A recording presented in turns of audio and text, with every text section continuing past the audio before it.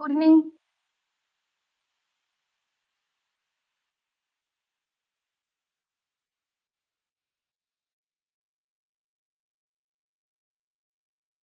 नमस्ते।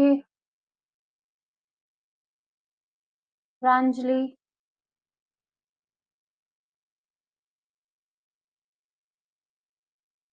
गुड।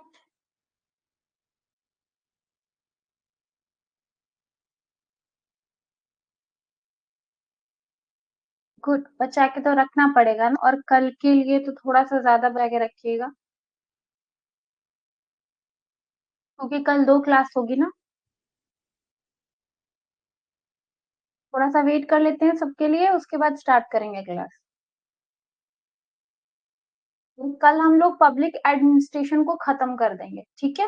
और उसके बाद हम लोग यूनिट 5 स्टार्ट करेंगे, इंटरनेशनल रिलेशन वाला।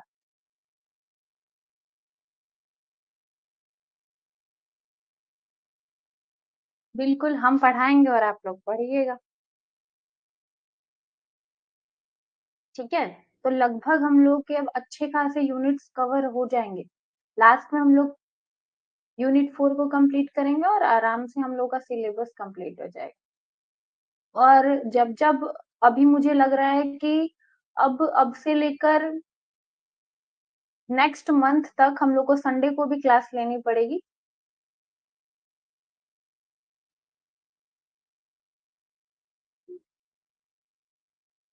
चलिए तो स्टार्ट करते हैं, ठीक है।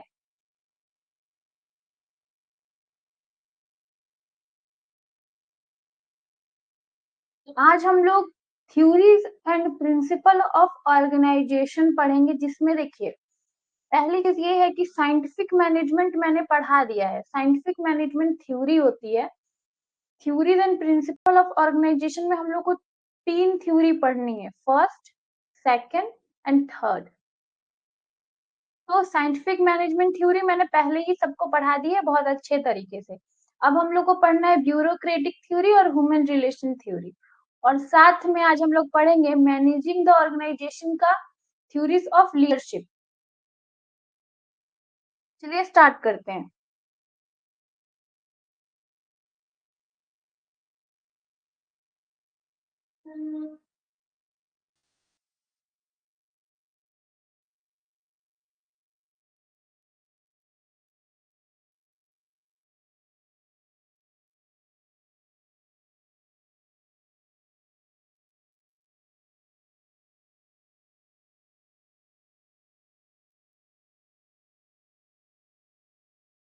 नमस्ते राम लखन।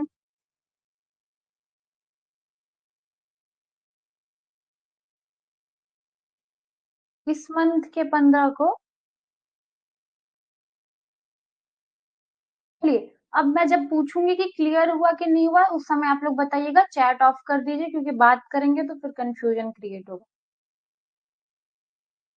चलिए, तो सबसे पहले हम लोग पढ़ेंगे कि अप्रोच क्या होता है, क्योंकि हम लोग को थ्योरीज एंड अप्रोच के बारे में पढ़ना है। तो दृष्टिकोण, दृष्टिकोण के रूप उस तरीकों को दर्शाता है जिससे कोई व्यक्ति किसी स्थिति, समस्या और कार्य का सामना करता है या उसे निपटाता है, कि वो किस तरह से किस सिचुएशन में अपना कैसा अप्रोच रखता है कि उसका काम, उसका टास्क कंप्लीट हो जाता है, ठीक है। उसी को कहते हैं हम लोग अप्रोच।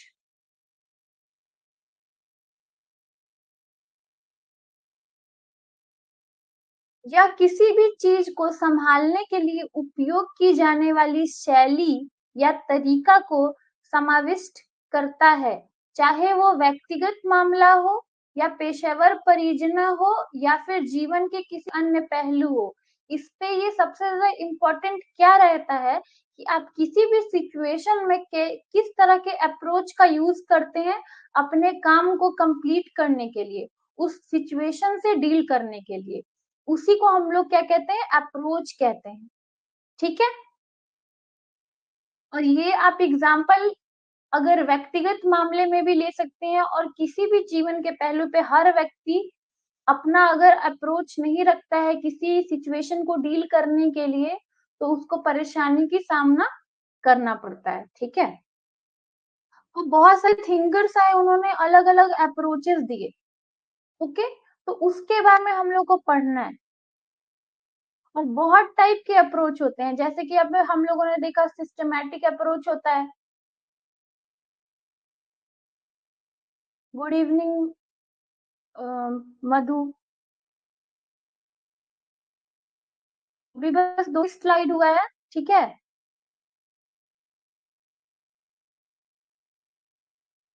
चलिए, तो देखिए अप्रोचेस अलग-अलग तरह के होते हैं। एक होता है क्लासिकल अप्रोच। अब देखिए क्लासिकल अप्रोच को के बारे में चर्चा करने वाले कौन ऐसे थिंकर्स थे, तो देखिए हेनरी फ्योल थे, लूथर गुलिक थे और लिडल उर्विक थे। ये थिंकर्स के नाम है, आप याद रखिएगा। तो हम लोग को क्लासिकल अप्रोच के बारे में तो पढ़ना नहीं है। दूसरा है वैज्ञानिक प्रबंधन उपागम, ठीक है? इसको किसने दिया था?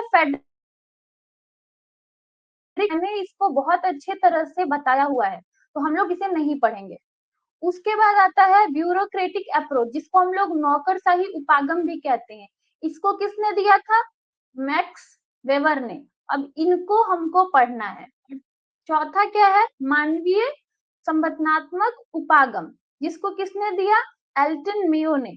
तो ये दो हम लोग को आज थ्योरीज इनकी पढ़नी है। बाकी जितनी भी थ्योरीज दी गई है उनके नाम हम लोगों को याद रखने हैं, क्योंकि क्या होता है, पूछ सकते हैं कि इस अप्रोच में कौन से ऐसे थिंकर्स है जिन्होंने सपोर्ट किया था, ठीक है? क्योंकि पब्लिक एडमिनिस्ट्रेशन में आपको सबसे ज्यादा यही सारी चीजें पूछता है। आप देख ही रहे हैं कि हम लोगों ने जितने भी थिंकर्स पढ़े थे पॉलिटिकल साइंस में अभी तक, उनमें जब हम लोग पब्लिक एडमिनिस्ट्रेशन हमने स्टार्ट किए, बहुत सारे ऐसे नए थिंकर्स का नाम सामने आया है, ठीक है? उसके बाद देखिए सिस्टमैटिक अप्रोच होता है, बिहेवियर अप्रोच होता है, जिसको हर्बर्ट साइमन ने किया था इसको, और इसको चेस्टर बर्नर्ड ने किया था। उसके बाद आता है सोशल फिजियोलॉजिकल अप्रोच, जिसको किसने किया था? Douglas McGregor and Abraham Maslow. उसके बाद इकोलॉजिकल अप्रोच, जिसके बारे में मैंने आपको पढ़ाया था, फ्रेड डब्ल्यू रिंग्स, ठीक है?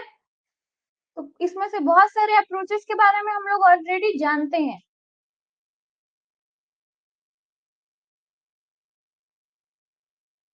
लेकिन हम क्या चल रहे हैं, हम लोग सिस्टमैटिक तरीके से चल रहे हैं, क्योंकि हम लोग को अपना सिलेबस देखना है, ठीक है? कि सिलेबस में क्या क्या चीज दी है, और हम टॉपिक वाइज चल रहे हैं।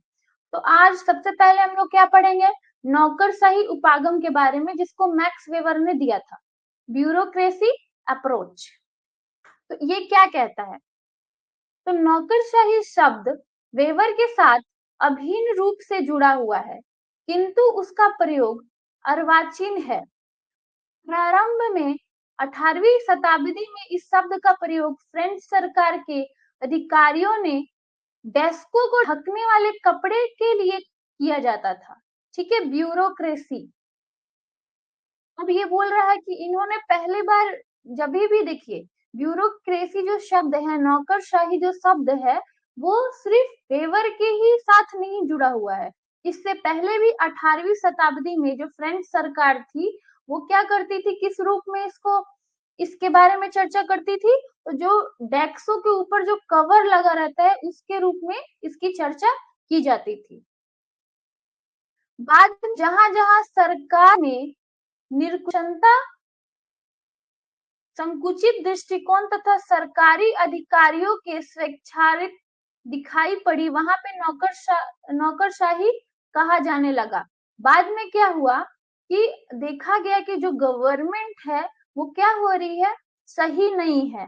उस दृष्टिकोण में नौकरशाही का शब्द आने लगा।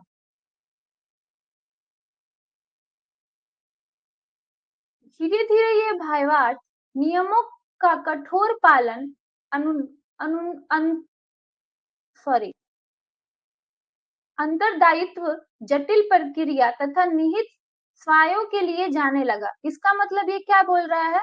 नौकरशाही शब्द किससे जुड़ गया है? कठोर पालन से जुड़ा हुआ है, ठीक है? जो भी जटिल प्रक्रिया होती है उससे जुड़ा हुआ है।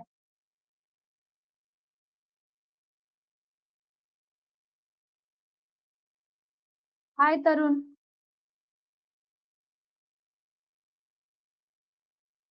अब देखिए, दूसरे महायुद्ध के बाद अब एक आता है पार्टीशन कानून की प्रतिमूर्ति मान लिया गया, जिसके संकेत नौकरशाही द्वारा सत्ता साम्राज्य निर्माण, साधनों और अपव्यय, उदासीनता, आत्मप्रसार आदि दुष्प्रभावपूर्ण प्रवृत्ति से था। ठीक है, after the second world war it was considered to be an embodiment of partisan law which indicates the harmful tendency like power empire building। जो पार्टीशन लॉ था वो क्या करता था, इंडिकेट करता था नौकरशाही को, सत्ता साम्राज्य निर्माण को। ठीक है, उसके बाद साधनों का अपव्यय को, वेस्टेज को। वेबर ने यह प्रश्न उठाया पार्टीशन लॉ पे कि कैसे एक व्यक्ति दूसरे पर अपना प्रभुत्व जमाता है, और इसी के उत्तर में यह भी कहा कि प्रभुत्व का उपयोग यदि किसी भी तरह से न्याय संगत तथा वैध हो तो वह स्वीकार्य हो सकता है। देखिए, नौकरशाही है तो क्या होगा, दूसरे किसी पे आप क्या अपना हक जमाएंगे। ठीक है, तो वेबर ने ये बोला कि आप कैसे कोई व्यक्ति किसी के ऊपर अपना हक जमा सकता है, ठीक है, प्रभुत्व जमा सकता है, लेकिन ये सही भी है तब जब ये न्याय संगत होगा। ठीक, दोनों के रजामंदी से होगा।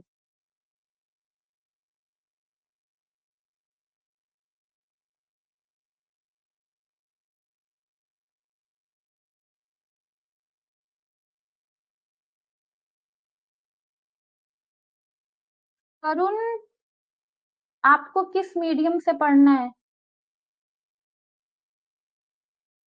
उसके बाद देखिए क्या होता है। अरुण, क्या है ना कि क्लास में जब स्टार्टिंग में बच्चे बता देते हैं कि उन्हें हिंदी से पढ़ना है या फिर इंग्लिश से पढ़ना है या फिर दोनों से पढ़ना है, जब वो बोलते हैं कि कुछ हिंदी मीडियम भी है कुछ इंग्लिश मीडियम भी है, तो मुझे दोनों बताना पड़ता है। ठीक है,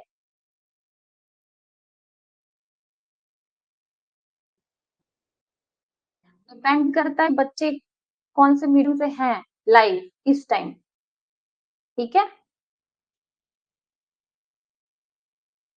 और मेरी क्लास में ज्यादातर बच्चे बता देते हैं कि मैम इंग्लिश भी बता दीजिए, तो फिर मैं इंग्लिश बताती हूँ, हिंदी बता दीजिए तो फिर मैं हिंदी बताती हूँ। ठीक है तरुण, सॉरी तरुण, अब पढ़ते हैं। ठीक, तो देखिए, अब वेवर ने क्या किया, प्रभुत्व के 3 प्रकार बता दिए। पहला क्या होता है, उन्होंने सीधे बोला कि न्याय संगत होगा तो प्रभुत्व क्या है, सही है। तो पहला क्या है, श्रद्धा पर आधारित प्रभुत्व। अगर आप किसी के लिए ट्रेडिशनल, ठीक है, अप्रोच रखते हो या फिर श्रद्धा रखते हो तो उस प्रभुत्व को सही माना जाएगा। तथा वैधानिक या कानूनी प्रभुत्व, और तीसरा इन्होंने बताया नौकरशाही। ठीक है, इसीलिए इन्होंने 3 प्रकार बांट दिया था। पहला क्या होगा, श्रद्धा पे आधारित, दूसरा वैधानिक पे आधारित, और तीसरा क्या होगा, नौकरशाही पे आधारित। Traditional domains based on faith and stationary or legal domains, and bureaucracy falls in the last category of these।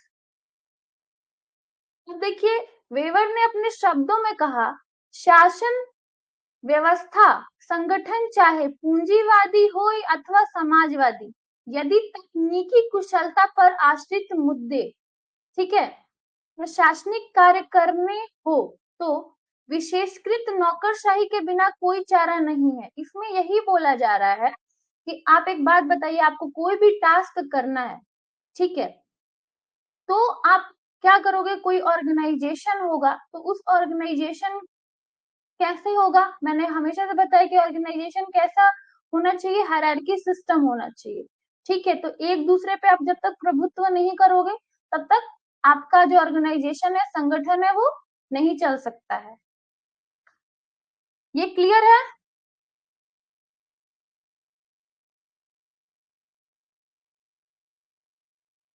चलिए अब बताइए।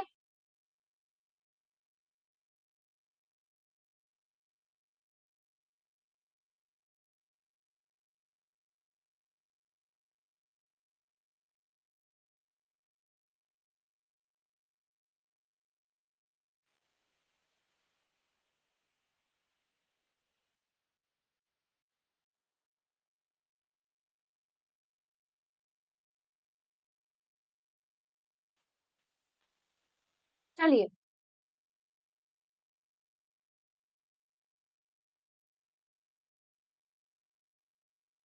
सब लोग बताएंगे। तरुण ने बता दिया, Pranjali, Ramlakhan, we want JRF, Madhu, और उसके बाद जो भी बचे हुए बच्चे हैं जिनका नाम मैं नहीं ले पाई,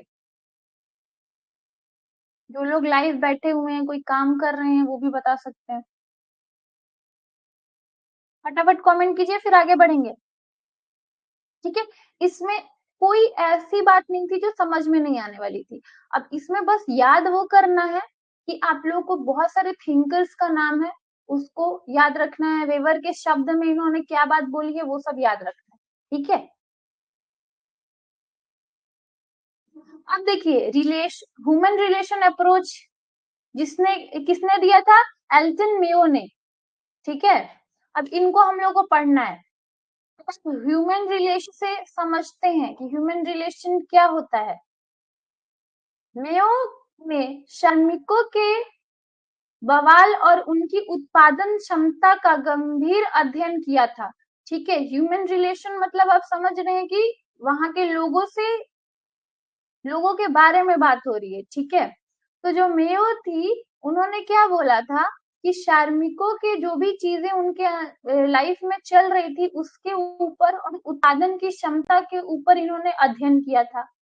मेयो ने इस उपागम को एक डॉक्टरी विधि, ठीक है, इसको डॉक्टरी विधि कहा जाता है, इस पे लिखा था, इस थ्योरी को, मेडिकल मेथड।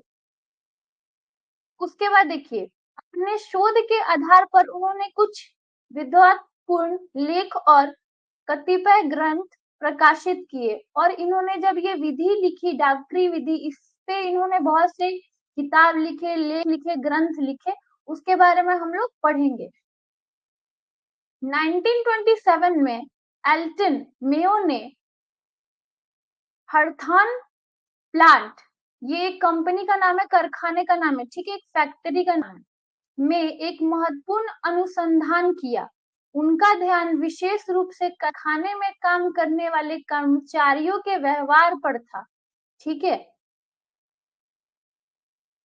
जब इन्होंने इस प्लॉट पे, ठीक है, इस कारखाने पे रिसर्च किया तो वो सबसे ज्यादा किस चीज पे ध्यान दे रही थी, तो कारखाने पे काम करने वाले जो भी कर्मचारी मजदूर थे उनके ऊपर।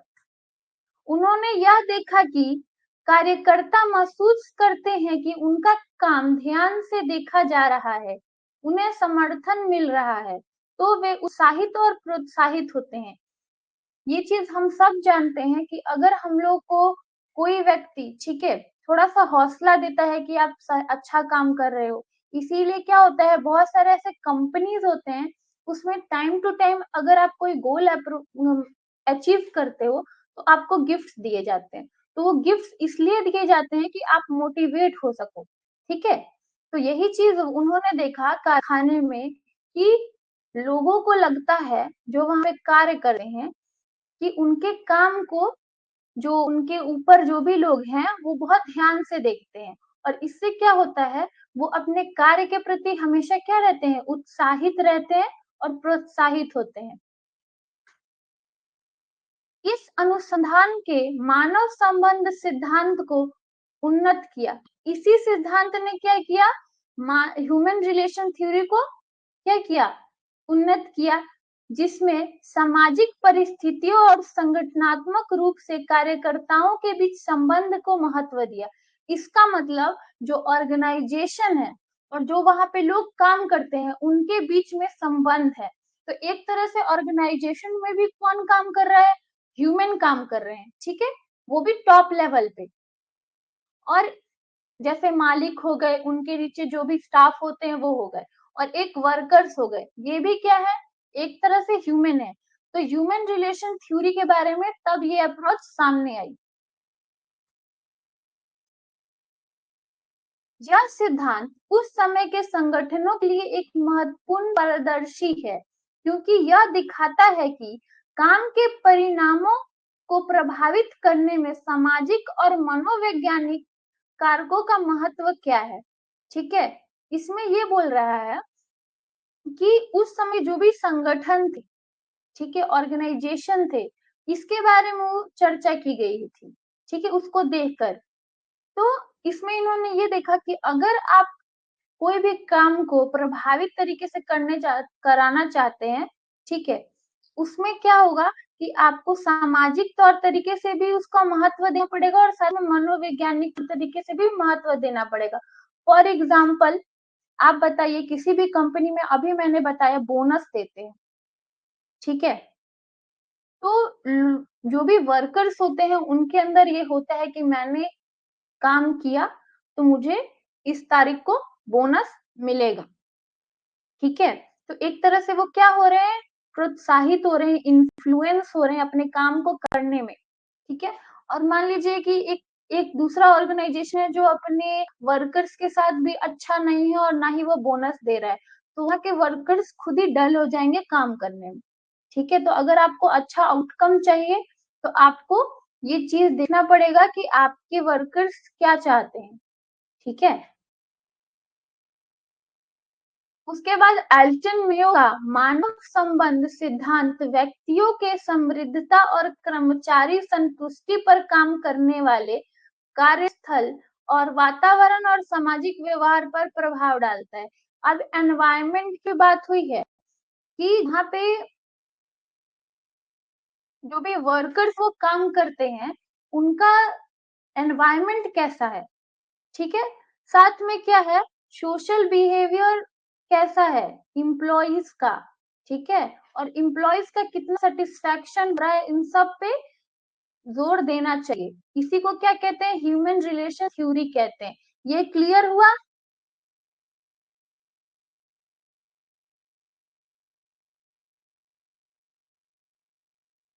फटाफट बताइए।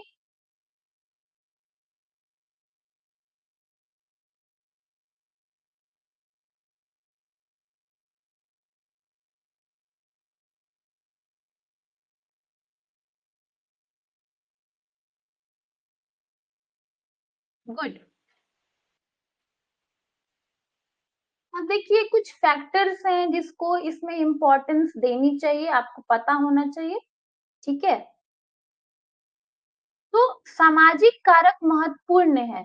मेयो का मानना था कि लोग केवल पैसे से प्रेरित नहीं होते, उनकी कार्यस्थल और सामाजिक आवश्यकताओं का व्यवहार से उनका प्रभाव भी होता है, ठीक है? तो इन्होंने बोला कि जो बहुत सारे लोग हैं, अच्छा एक बात बताइए, बहुत सारे ऑर्गेनाइजेशन है जो अभी टॉप लेवल पे चल रहे हैं और कुछ ऐसे हैं जो नॉर्मल है, तो उन दोनों में क्या डिफरेंस है? पैसे तो दोनों में मिलते हैं। तो डिफरेंस ये है कि और जो एनवायरनमेंट है उस पे भी लोग क्या होते हैं, इन्फ्लुएंस होते हैं, काम करने के लिए प्रोत्साहित होते हैं, प्रभाव पड़ता है एनवायरनमेंट का ही। इसके बारे में बात हो रहा है, तो इसीलिए सोशल फैक्टर भी इम्पोर्टेंट होता है, सामाजिक कारक भी उतना ही इम्पोर्टेंट है जितना कि पैसा है, सैलरी है। उसके बाद बोला जा रहा है साझा काम और सहयोग, ठीक है?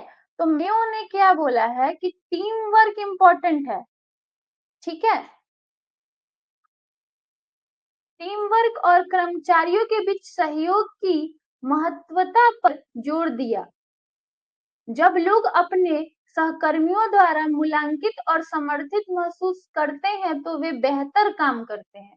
जब आप टीम के साथ खुशी से काम कर रहे हो तो आप जो रिजल्ट है वो बहुत अच्छे से दे पाते हैं, ठीक है? आपके जो सपोर्टर्स हैं, आपके जो टीम में लोग हैं, वो सब आपको समर्थन करते हैं, तब आप बहुत अच्छे से अपना टीम वर्क कर पाते हो और हर टीम में, ठीक है, अगर कोई टीम का लीडर है, 5 टीम में मेंबर्स हैं और सब खुश हैं, अपना-अपना काम कर रहे हैं, तो वो जल्दी अपने गोल्स को अचीव कर सकते हैं, इस पे इन्होंने बात की।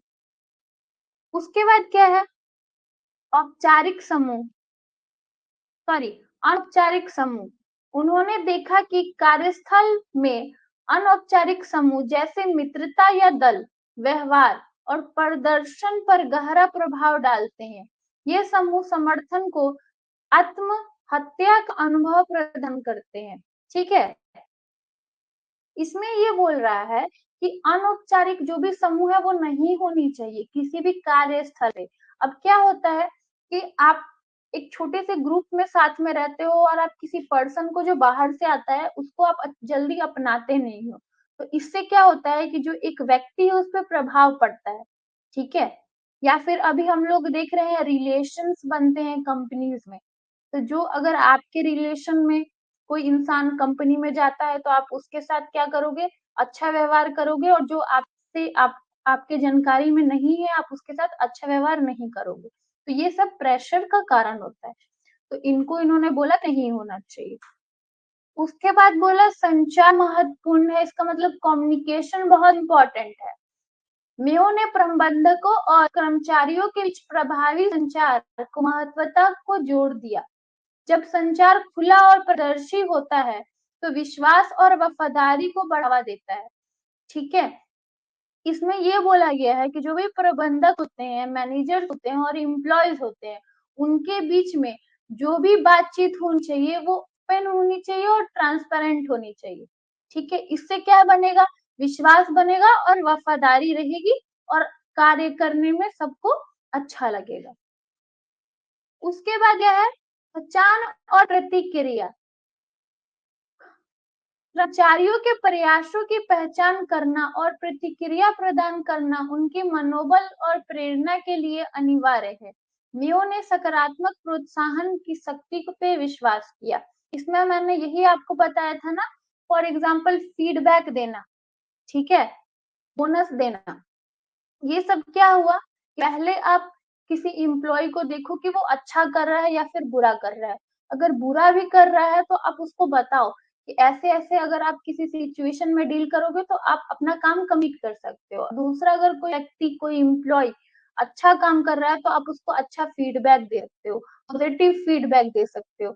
इससे क्या होगा कि जो भी व्यक्ति होगा, जो भी एम्प्लॉयी होगा वो क्या होगा, वो पॉजिटिव फील करेगा। ठीक है?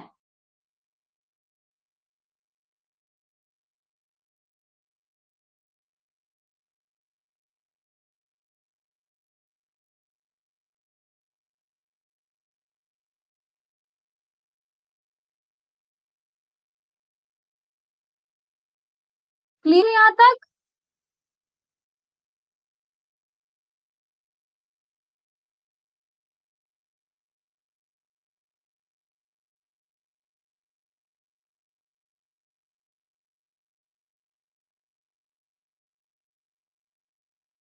फटाफट कौन कीजिए।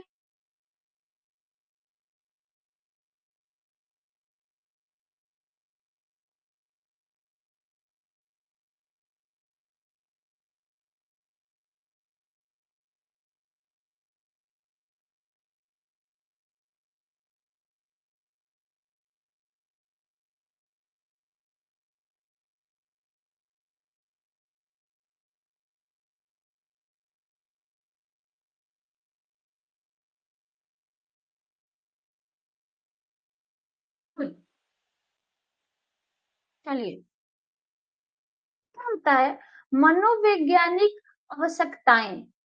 मेयो ने कर्मचारियों की मनोवैज्ञानिक आवश्यकताओं जैसे सम्मानित और सराहा जाने का महत्व को पूरा करने का महत्व को हासिल करने का महत्व बताया, जिससे उनकी नौकरी संतुष्ट और प्रदर्शन को बढ़ावा मिलता है। इसमें ये बोला गया कि सबसे पहले क्या है कि मनोवैज्ञानिक आवश्यकताएं जो होती है, पहले तो सराहा जाना चाहिए, सम्मानित करना जाना चाहिए, रिस्पेक्ट होना चाहिए। अगर कोई टॉप लेवल पे कंपनी में है तो उसको भी उतना ही रिस्पेक्ट देना चाहिए जितना वर्कर्स को देना चाहिए जी। उससे क्या होगा कि उसको ऐसा लगेगा कि मैं क्या हूँ, इस कंपनी का पार्ट हूँ और मैं मुझे अपना काम अच्छे से करना चाहिए। तो नौकर वो क्या होगा, जो भी वर्कर्स होंगे वो अपनी नौकरी से बहुत ज्यादा संतुष्ट होंगे और इससे क्या होगा कि बूस्ट होगा उनके वर्क में, ठीक है? बढ़ावा मिलेगा, वो बहुत प्रोत्साहित होकर अपना कार्य करेंगे। चलिए, ये कंप्लीट हो गया। फटाफट बता दीजिए, उसके बाद लीडरशिप क्वालिटी बताते हैं।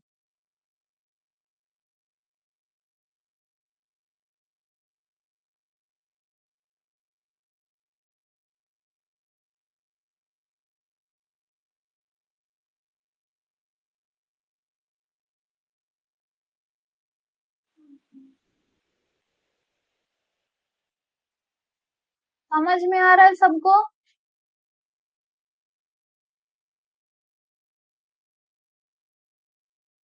रामलखन एग्जाम में कितना टाइम बचा है अभी?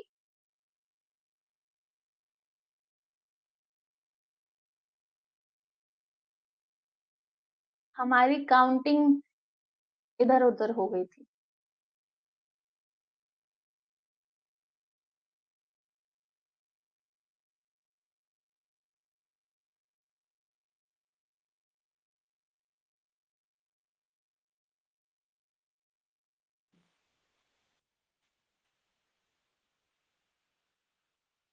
अब हम लोग पढ़ेंगे लीडरशिप, नेतृत्व, 52 डेज।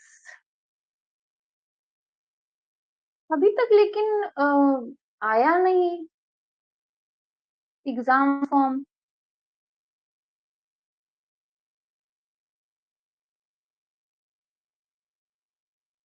मार्च खत्म हो गया, मार्च में ही आ जाना चाहिए, अप्रैल शुरू हो गया है।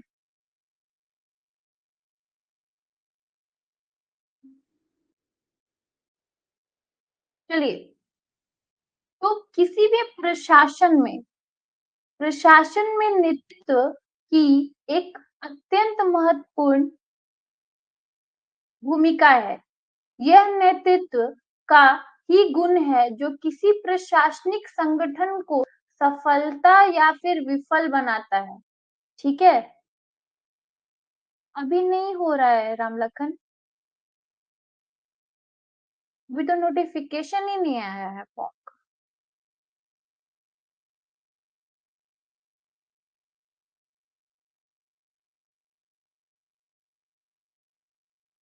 तो देखिए, हम लोग सब जानते हैं कि जो लीडरशिप होता है वो बहुत इम्पोर्टेंट रोल निभाता है किसी भी ऑर्गेनाइजेशन के लिए, किसी भी संगठन के लिए। ठीक है, एक लीडर ही होता है और कि वो किसी भी कार्य को सफल बनाता है और विफल बनाता है। ये चीज सही है। तो अब बहुत सारे थिंकर्स इस पे बात करेंगे। तो एक है गैलोबर्ट, उनके हिसाब से क्या है, अधिकतर प्रशासनिक संगठन अन्य किसी कारण की उपेक्षा, दुर्बलता, नैतिक कारण से असफल होता है। जो भी इसमें होगा नेतृत्व होगा। ठीक है, पुअर नेतृत्व के वजह से, ठीक है, क्या होता है कि कोई भी कार्य करने में असफल हो जाता है। तो ये उन्होंने बात की थी गैलोवर ने।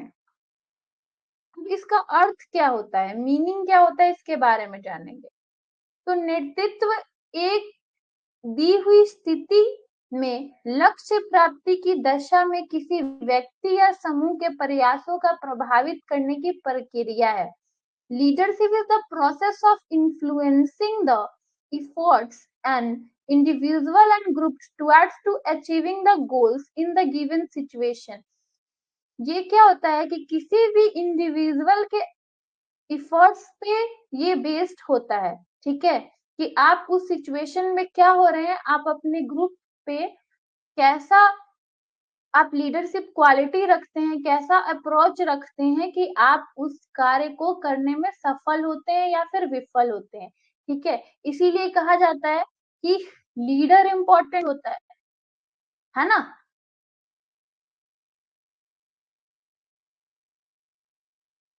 फॉर एग्जाम्पल क्रिकेट में कैप्टन।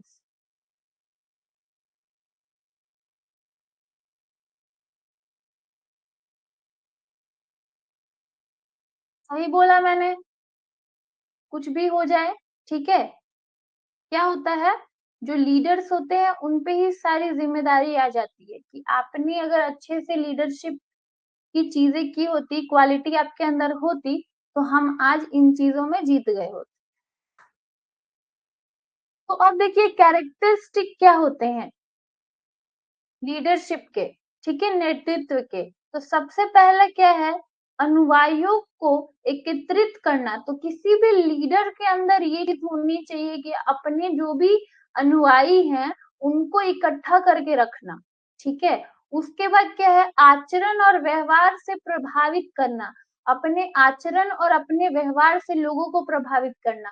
फॉर एग्जाम्पल जितने भी थिंकर्स थे, ठीक है, हमारे इंडियन थिंकर्स थे, वो कभी ना कभी लीडर्स रहे हैं, तो उनके आचरण से बहुत सारे लोग प्रभावित हुए हैं, तभी आज हम उनको पढ़ रहे हैं, ठीक है।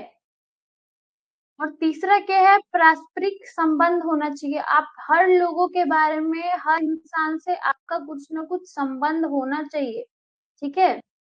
उसके बाद है सामूहिक लक्ष्य के ऊपर हमेशा चर्चा करनी चाहिए, ठीक है। उनका जो गोल होना चाहिए किसी भी लीडर का, वो ये होना चाहिए कि सामूहिक लक्ष्य पे वो बात करे। क्लियर? तो ये लीडर की एक तरह से क्वालिटी के बारे में बात हो रही है। बिल्कुल सही। आजकल के जो पॉलिटिशियन है उनका, उनको लीडर नहीं कहा जा सकता। पहले जो लीडर्स होते थे उनकी जो भी लाइफस्टाइल होती थी ना, वो एकदम से पारदर्शी होती थी, ट्रांसपेरेंट होती थी। हम सब जानते हैं कि उनके लाइफ में क्या क्या चल रहा है, बट अब जो लीडर्स हो रहे हैं उनके बारे में, वो बोलते हैं ना कि अखबार वाले उनको फ्रंट पेज लाते हैं, अच्छे अच्छे काम को दिखाते हैं कि वो यहाँ गए तो फोटो खींच लिए, वहां गए तो फोटो खींच लिए, तो कैमरामैन साथ लेके जाते हैं, फिर वो फोटो देते हैं,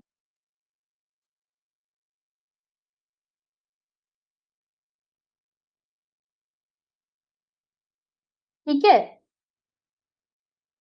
अब टाइप्स क्या क्या होते हैं, अब ये टाइप्स बहुत इंपॉर्टेंट है, याद रखिएगा।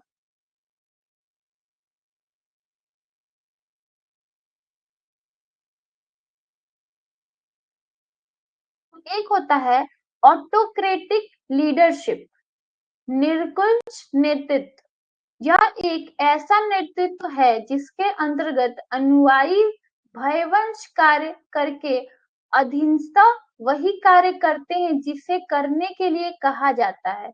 ऐसा नेता अपने अधीनस्थों में, ठीक है, इसमें ये बोल रहा है कि ऑटोक्रेटिक लीडर्स में क्या होता है कि जो फॉलोअर्स होते हैं वो क्या करते हैं कि जो भी अपने, कोई भी नेता होता है उसी की बात पे वो कार्य करते हैं जो वो बोलते हैं, ठीक है।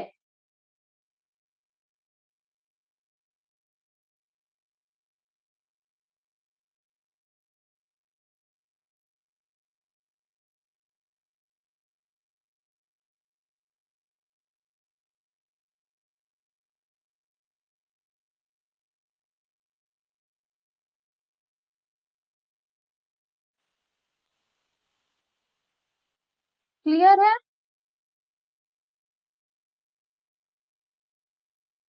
राहुल, ओके,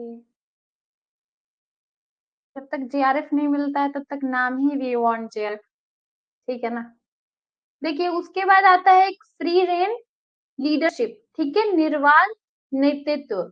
यह एक ऐसा प्रकार का नेतृत्व है जिसे नेता और अनुयायी अधिनमों के साथ संपर्क नहीं रखता, वह उन्हें अपने लक्ष्य निर्धारित करने तथा स्वयं निर्णय लेने के लिए अवसर प्रदान करता है। अब इसमें क्या होता है, पहला आपने देखा उसमें क्या होता है कि नेता ही बताता है कि आपको क्या करना है क्या नहीं करना है, और जो उनके अनुयायी होते हैं, ठीक है, फॉलोअर्स होते हैं, वो उनकी वही बात को मान के वही कार्य करते हैं। लेकिन निर्वाण नेतृत्व में क्या होता है कि इसमें किसी से कोई संपर्क नहीं रखा जाता, और साथ में आपके पास जो भी फॉलोअर्स है उनके पास ये अपॉर्चुनिटी दी जाती है कि आप अपना डिसीजन खुद ले सकते हैं, ठीक है, कि आपको क्या करना है और आपको कैसे करना है, ये आपको नेता नहीं बताता है किसी भी कार्य करने के लिए। तो ये क्या हो गया, निर्वाध नेतृत्व हो गया, फ्री रेन, इसको इसलिए बोल रहा है फ्री, ठीक है। आप फ्री हैं अपने कार्य को करने पे और लक्ष्य निर्धारित कर पे कि आपका लक्ष्य क्या है।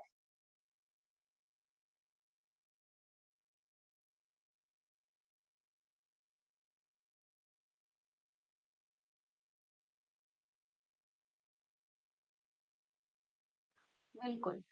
चलिए, उसके बाद आता है जनतंत्रीय नेतृत्व। तो तीसरा टाइप क्या है? Democratic leadership. अब जनतंत्रीय विचारों वाला नेता ऐसे व्यक्ति होता है जो कि एक साथ विचार विमर्श करके नीतियां और निर्माण करता है। अब ये तीसरा क्या हो गया? पहला क्या था कि जो ऐसा लीडर बोलेगा वैसा आपको करना है। दूसरा क्या था कि आपको जो लीडर है वो फ्री छोड़ देगा। और तीसरा क्या है डेमोक्रेटिक लीडरशिप में कि जो लीडर है, जो नेता है, वो आप हर व्यक्ति से क्या करेगा? विचार विमर्श करेगा। ठीक है, मतलब ग्रुप डिस्कशन। और उसके बाद जो नियम होते हैं, कानून होते हैं, उसको बनाएगा। जो भी डिसीजन लेने होंगे उसके बाद लेगा, लेकिन पहले विचार विमर्श करेगा। क्लियर है यहाँ तक? 3 टाइप्स होते हैं। उसके बाद अब हम लोग थ्योरीज पढ़ेंगे।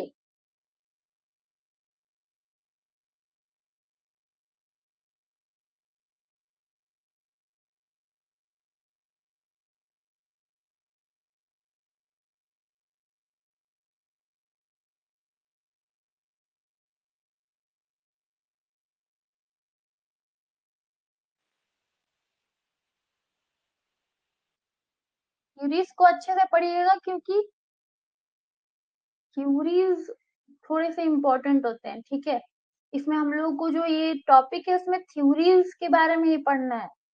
तो एक आता है ट्रेंड थ्योरी, गुण सिद्धांत। तो गुण सिद्धांत क्या होता है? गुण सिद्धांत से पता चलता है कि कुछ जन्मजात गुण या लक्ष्य प्रभावी नेताओं के सामान्य नेताओं से अलग करते हैं। ठीक है, हर इंसान में अपना एक गुण होता है। ठीक है, हम लोगों ने पढ़ा था सद्गुण के बारे में। तो वो जो गुण होता है वो जन्मजात होता है। तो इसीलिए नेता को एक नेता से डिफरेंट बनाता है, क्योंकि उसके अंदर कुछ अपनी क्वालिटीज होंगी और इस नेता के अंदर कुछ अपनी क्वालिटीज होंगी। ठीक है, इसी को कहते हैं ट्रेंड थ्योरी, गुण सिद्धांत। कि लीडर को लीडर से अलग क्या बनाता है? उसका जो जन्मजात गुण होता है, लक्षण होते हैं, उसको ट्रेंड्स सच एज ट्रेंड्स जो है, माना जाता है कि बुद्धिमत्ता, आत्मविश्वास, निर्णयकर्ता और करिश्मा जैसे लक्ष्य प्रभावी नेतृत्व के योगदान करते हैं।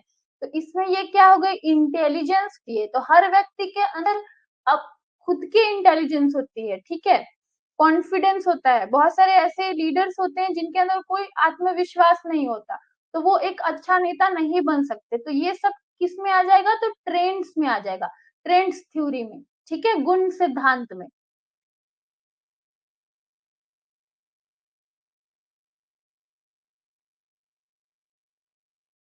उसके बाद क्या हुआ? बिहेवियर थ्योरी, व्यवहार सिद्धांत। तो व्यवहार सिद्धांत क्या होता है? व्यवहार सिद्धांत नेताओं के जन्मजात गुणों के बजाय उनके कार्यों और व्यवहारों पर ध्यान केंद्रित करता है। बिहेवियर थ्योरी जन्मजात नहीं होती।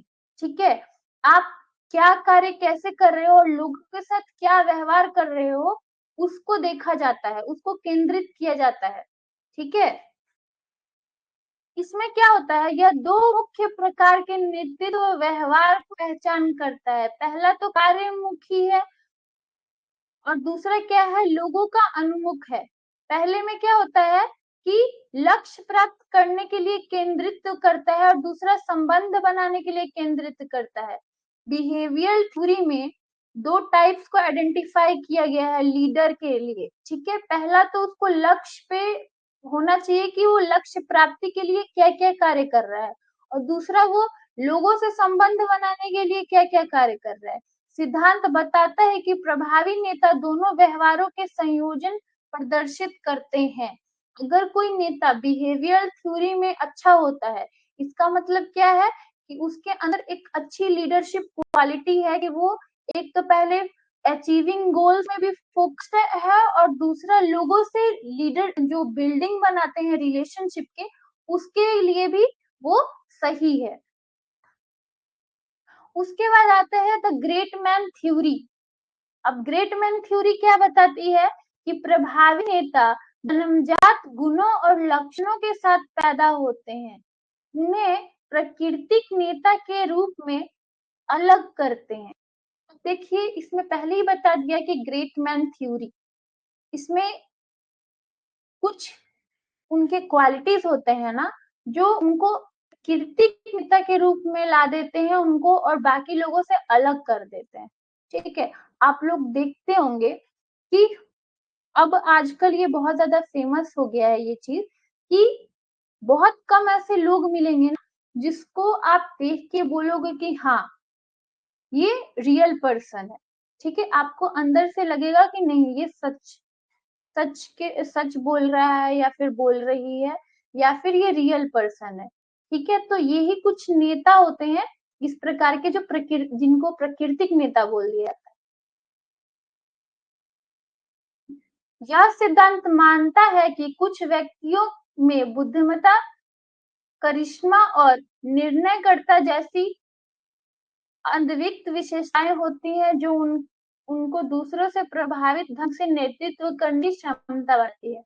इसमें वही चीज बोल रहा है सेम फर्स्ट वाला जैसा, कि उनकी जो भी इंटेलिजेंस होता है वो क्या होता है, डिफरेंट होता है। तो उनको नेचुरल जो नेता होता है उसको बोला जाता है प्राकृतिक नेता।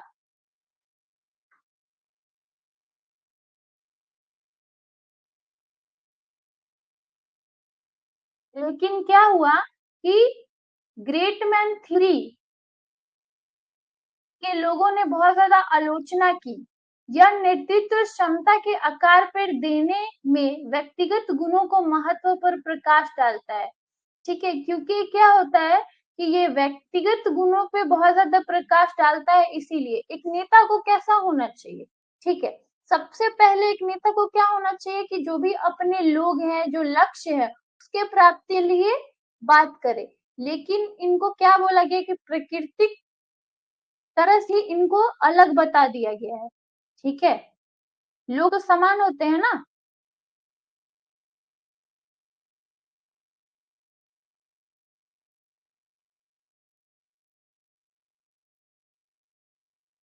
उसके बाद आता है आकस्मिकता सिद्धांत, कंटिन्यूजेंसी थ्योरी। अब ये क्या है, आकस्मिक सिद्धांत का प्रस्ताव है कि नेतृत्व करने का कोई सबसे अच्छा तरीका नहीं है और नेतृत्व शैलियों की प्रभावशीलता स्थिति पर निर्भर करती है। यह स्थिति की आवश्यकताओं और अनुयायियों के विशेषता को अनुरूप नेतृत्व शैली को सुझाव देता है। आकस्मिकता थ्योरी क्या होती है, आकस्मिक तरीके से। ठीक है, इसमें ये बोला जाता है कि लीडरशिप की कोई ऐसी क्वालिटी ही नहीं होती है कि आप नेतृत्व करें, उसका कोई एक इफेक्टिव सिचुएशन होता ही नहीं है। सिचुएशन के साथ कैसे डील कर रहे हैं। ठीक है, वही क्या होता है कि एक अच्छे नेता का गुण होता है। आप ही बताइए, इस इसको कैसे हम लोग समझेंगे एक एग्जाम्पल के तौर पे। हर एक टाइम पीरियड में सबके जो सिचुएशंस होते हैं वो डिफरेंट डिफरेंट होते जा रहे हैं। ठीक है, तो अब इस तरीके से हम लोग कोई एक अप्रोच नहीं रख सकते कि एक अच्छा नेता ऐसा होना चाहिए, एक अच्छा नेता एक वैसा होना चाहिए। ठीक है, हम लोग क्या करेंगे, जैसा सिचुएशन हो रहा है, अगर वो नेता उस सिचुएशन को अच्छे से डील कर ले रहा है, इसका मतलब वो क्या है, अभी के लिए वही नेता हमारे लिए अच्छा है। हाँ,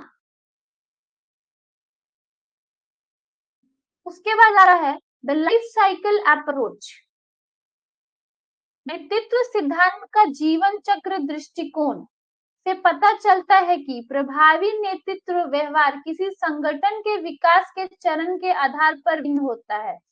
नेताओं को अपने अनुयायियों के परिपक्वता और स्थिति के विशिष्ट आवश्यकताओं के आधार पर शैली अपनानी चाहिए। इसमें ये बोल रहा है कि जो भी एक होता है ना लाइफ साइकिल अप्रोच होता है, लीडरशिप का जो भी थ्योरी होता है वो टाइम टाइम पे क्या होता है, बदलता जाता है। कोई भी संगठन का विकास होता है वो चरणों के आधार पर भिन्न हो जाता है। अभी मैंने बताया स्टेजेस होते हैं ना लोगों के, डिफरेंट डिफरेंट डिफरेंट होते हैं, ठीक है। तो लाइफ साइकिल अप्रोच वही होता है कि आप क्या करें, सिचुएशन के हिसाब से और अपने फॉलोअर्स के लिए उसके हिसाब से आप किसी भी कार्य को करें।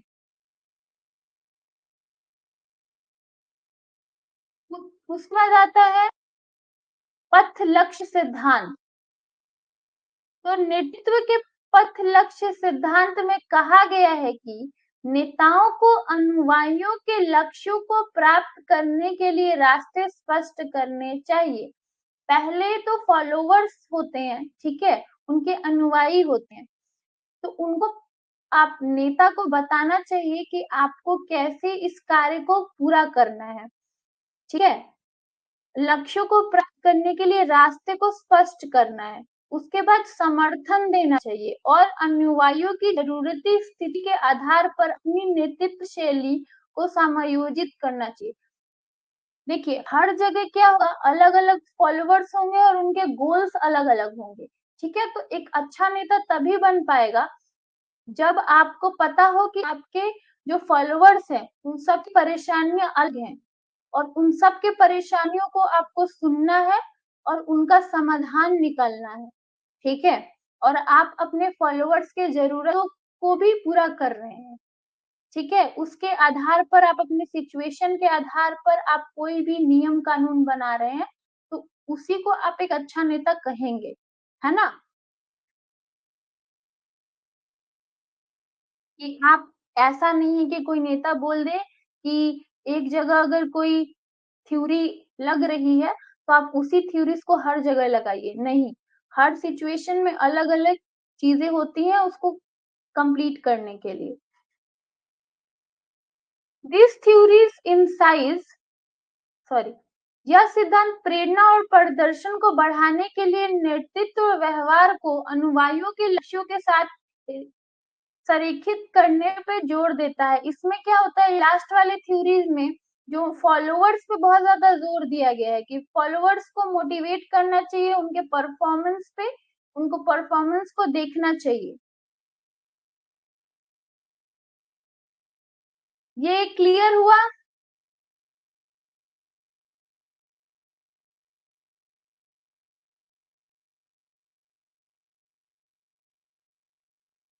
थ्योरीज में बस मैंने बताया, लेकिन आपको पता है क्या करना है, थ्योरीज का नाम याद करना है, ठीक है।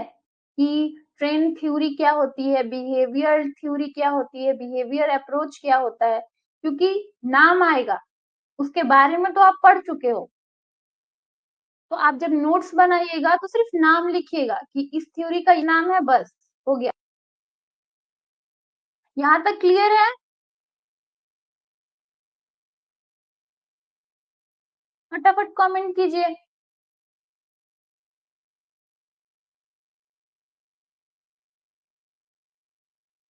अब हम लोग कुछ लीडरशिप क्वालिटीज के बारे में पढ़ेंगे। अब दो थिंकर्स ने अपनी अपनी राय दी है, बस, ठीक है, गुड।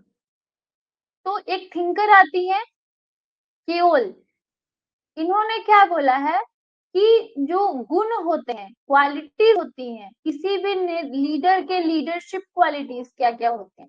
तो पहला क्या होता है, स्वास्थ्य एवं शारीरिक स्वस्थता या क्षमता, ठीक है।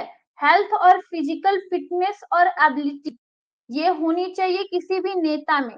दूसरा क्या है, समझदारी, मानसिक शक्ति, मानसिक शक्ति उसकी क्या होनी चाहिए, मजबूत होनी चाहिए। और दूसरा क्या है, वो समझदार होना चाहिए। Intelligence and mental strength. उसके बाद नैतिक गुण होने चाहिए, क्योंकि हम हमेशा मॉरल चीजों पे बहुत ज्यादा इम्पोर्टेंस देते हैं, नैतिकता को बहुत इम्पोर्टेंस देते हैं। नेता के अंदर नैतिक गुण भी होने चाहिए, मॉरल क्वालिटीज होनी चाहिए। चौथा क्या है, समानता होनी चाहिए, इक्वलिटी के ऊपर वो जोर देना चाहिए। और लास्ट में क्या है, प्रबंधकीय योग्यता होनी चाहिए, मैनेजरियल एबिलिटी होनी चाहिए, ठीक है। तो थिंकर का नाम याद रखिएगा और ये 5 जो चीजें उन्होंने बोली है, क्वालिटीज बोली है, उनका नाम याद रखिएगा। उसके बाद आता है उर्शिक। इन्होंने क्या बोला? तो उर्शिक ने नेतृत्व का 5 प्रमुख गुणों पे बल दिया। पहला क्या है? साहस। एक करेज होना चाहिए नेता के पास। दूसरा, इच्छा शक्ति होनी चाहिए, विल पावर होना चाहिए। उसके बाद क्या है? लोचनशीलता होनी चाहिए, फिक्सिबिलिटी होनी चाहिए। चौथा, ज्ञान होना चाहिए, नॉलेज होना चाहिए। और पांचवा, ईमानदारी होनी चाहिए, ऑनेस्टी होनी चाहिए। तो हर थिंकर्स के अपने अपने विचार हो सकते हैं, वो अपने विचार प्रकट करेंगे। तो जो क्वालिटीज के ऊपर 2 थिंकर्स ने बहुत ज्यादा चर्चा की थी और ये 2 थिंकर्स, ठीक है। अब हो गया क्लास कंप्लीट।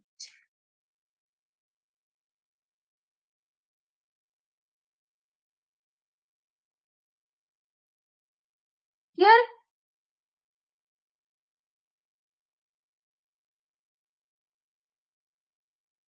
फटाफट बता दीजिए। और कल जो क्लास होगी, मैं जब नोटिस डालूंगी तो आपको पता चल जाएगा कि कब टाइमिंग है, ठीक है।